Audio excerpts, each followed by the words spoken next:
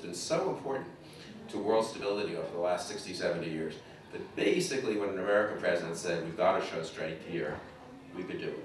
Now, occasionally we've made mistakes, obviously, but it's very, very important. Clinton, not the strongest president we've ever had.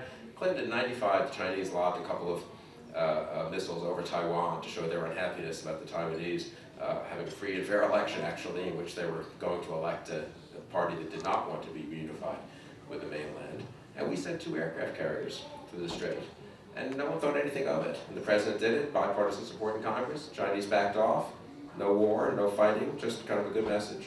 It would be very hard to send 2 aircraft carriers to the Strait, as Chris knows right now, because we're so low now that we'd probably have to pull someone out of the Mediterranean or out of the Gulf, and then that would have all kinds of other implications. So we're really cutting it close on defense, and we need to be serious about that.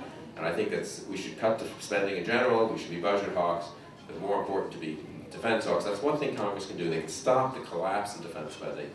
Now, Reagan took over in '81. Congress had actually reversed defense spending in 1980 after the Soviet invasion of Afghanistan. President Carter, he praised President Carter, but to his credit, he recognized that he'd been wrong. He says, if you read Carter's January 1980 State of the Union, it's pretty amazing. He says, I guess I've just been wrong about the Soviet Union. We need to increase defense spending. Harold Brown, the Secretary of Defense, is a serious person. They increased defense spending, I think, 11% in 1980 with a Democratic president and a Democratic Congress, which helped Reagan when he took over in '81. I do hope the Republican Congress can sort of lay the groundwork for a Republican president in that respect. The other thing, the Republican Congress can do a lot of other things, obviously prepare for the repeal and replacement of Obamacare, stop some of the terrible regulations. But the other main thing a Republican Congress can do, I hope, is stop a terrible deal with Iran. And there's bipartisan support for forcing the president.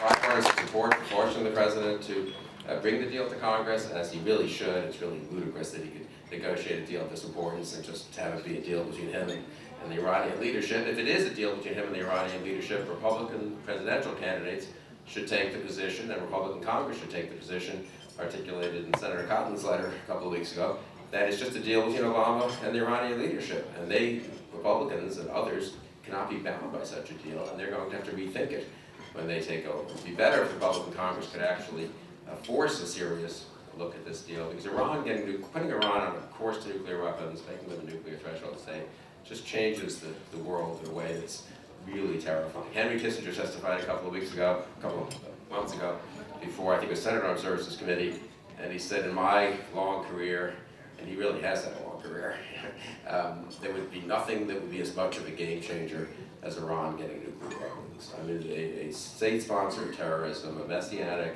Islamist state, in a region that is full of unstable states that will get in a nuclear arms race if Iran crosses the line. I mean, it really is, it makes the world exponentially more dangerous. It's dangerous enough already. It's dangerous enough already that Pakistan has nuclear weapons. It's dangerous enough already that North Korea has a few nuclear weapons, but those are both arguably sort of manageable if we work very hard at it. Still dangerous. Iran, I think, just is a whole game changer. So again, if I were in Congress, I would really be trying to, and I know that Republican members are spending a lot of time. It's not so easy to stop the president from doing foolish things in foreign policy, unfortunately. But again, if the Republican Congress can slow that down, stop that deal, or at least force a reconsideration of that deal, make the Iranians understand it's not a deal for the next 10 years, that's a huge service to the country. So there's a lot for the Republican Congress to do in the next 2 years, but the big prize obviously is 2016. I'm optimistic about that, honestly. I'm not so wildly impressed by Hillary Clinton as a Democratic presidential nominee.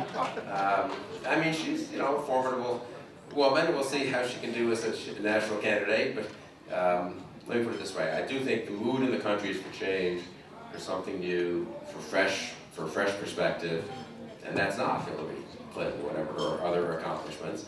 I do think if Republicans, any of the Republican nominees in this race would be younger than the Democratic nominee if it's Secretary Clinton, that would be reversal of most of the recent races where the Democrats had the young nominee. I was there in the first Bush White House. It was young Clinton against old George H.W. Bush. Then it was young Clinton against old Bush-Gore was more even, and actually that was a close race, and Bush-Kerry, Bush actually won. He was the younger, for a change, the Republican was younger. But then we went back to nominating McCain, a wonderful man, a true hero, and Mitt Romney against Obama. Finally, in 2016, we'll have the younger candidate, we'll have the fresh voice, we'll have the governors who are governing in real time and taking on the tough problems at the state and local level, or the senators who are trying to legislate in the world that we're facing and who've been fighting Obama for the last several years, or ex-governors or ex-senators, whoever's the nominee, in different ways, I think they will have a forward-looking conservative reform agenda. It's not about age, really. Reagan was older, obviously, than Carter. It is about spirit and about attitude, but it doesn't hurt to have, I think, be the younger candidate. And I was very heartened by these most recent elections. I mean, really, New York, you fell short of the governor's race, and some here in this district, some close congressional races, but across the country, Republicans who won in Senate races, Tom Cotton is like 37, Cory Gardner is what, 39, Joni Ernst is 42, 43, Jim Lamborn in Oklahoma in the early mid-40s. I mean, one after another, younger, intelligent, forceful, impressive Republicans, interesting people, diverse backgrounds, several of them post 9/11 vets, others from different backgrounds, really running good campaigns, winning sometimes in tough states. Really an impressive group. In the House, you're upstate New York, you elected a 30-year-old, the youngest woman ever elected to the House, Elise Stefanik, and she ran a great campaign. So the extent to which the Republican Party has suddenly become the forward-looking younger party. This is true, incidentally, empirically, and Chris knows this. The actual delegations in conferences in both the House and the Senate, the Republicans are younger on average, not even that close actually, than the Democrats. So again, youth isn't everything. Young people can be wrong. They voted for Obama in 2008, 2012. Kind of a mistake. I always say when I speak on college campuses that it's good that they got this out of their system early. They should look forward to learning a lot as they get older, because after it'd be terrible if you just kept making the same mistake over and over again for 50 years. You know, that always goes over well on college campuses. And I do think that will change it. So, I do think young people, they were the romance of Obama, and in 2012 they kind of dragged them out one more time. But 2016 really is these policies working well in terms of opportunities, getting into the economy, in terms of feeling good about America's position in the world. I mean, you look at what's happening, it's humiliating almost, really, what's happening around the world. No one wants to grow up and be the citizen of a great country like this at a time when we're in retreat and weak, and people, our allies can't be assured that we're with them, and our enemies have a certain amount of contempt for us. Ayatollah Khamenei just gave it's the Persian New Year, Norway, so he gave a speech. We're in the middle of these very sensitive negotiations. We're supposedly working for a new moment and rapprochement with Iran. And he gives a speech in which he repeats death to America and expresses several times, leads the crowd in that chant, and then expresses contempt for America, a weak country, the decadent civilization. They want to deal with us desperately, but we're not going to give away anything important to that. I mean, really? Is that? And of course, we say nothing. We're very upset that the Prime Minister Netanyahu, made one or two comments in a re-election campaign that may or may not have been actually at all offensive or at all problematic, honestly. But we take great offense at that, and President Obama has spent 5 days now, sending out his people to chastise our ally, Prime Minister Netanyahu, who just won a Democratic re-election in a nation that's very close to us. We say nothing when the leader of the nation we're negotiating with belittles us and literally leads the crowd in chants of death to America. People don't want, I think, that country. I think it is a great opportunity in 2016 to win over a lot of young people whose political views aren't well formed. They're not Democrats, they're not Republicans, they're not sure what they are, but they do want a positive, forward-looking vision for the country. So I am genuinely pretty optimistic about that, and it's going to be a rough almost 2 years though with Obama in charge. I really think it'll depend. The country will look to the Republican Party in Congress to do its best to stand up to the president and to the Republican presidential candidates, to criticize the president, but also to lay out their own agenda. I'll just close with this one. 2 minutes. Okay. This one thought. It's really important that Republicans speak out over the next 18 months. I was traveling abroad a little bit. I'm actually going abroad later tonight.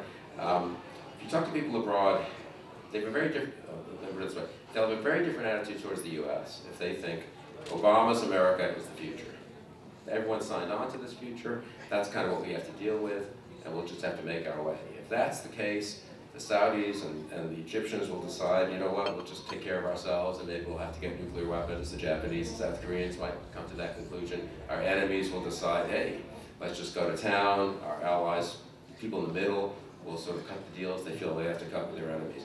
If people abroad, friends and enemies, look around and say, okay, look, Obama's been president and he's pursued these policies, but there's another party, and it's half the country, and maybe more than half the country, and they have a different vision of the future. And that would change people's calculations right away, not even 2 years from now. It really matters what these Republican presidential candidates or Republican congressional leaders say and do over the next 18 months. If they see a Republican Congress getting serious about national security, if they see a Republican presidential candidates really laying out an agenda for the future, some of our friends will say, okay, we can sort of make it through 18 months and America will be back. So it's really important not just to win an election, not just for what can be done in 2017, it's important really now, I think, that Republicans hold the banner high, and they should be confident in doing so. When Netanyahu spoke to Congress, he recited the first half of the verse from the Bible from Deuteronomy 31:6. He did it in Hebrew, and then in English, it goes something like, be strong and of good courage, do not fear, be not afraid. And I do think that, and I think he knew what he was doing when he said that. And that's the single most important thing, really, for all of us. We need to be strong and of good courage, and not be afraid of the future, and really fight the good fight with confidence, I think based on actual results in the recent past, and based on confidence in the good sense of the American people, that we will prevail and that all will be well. Let me stop there. We have a little time for questions and comments.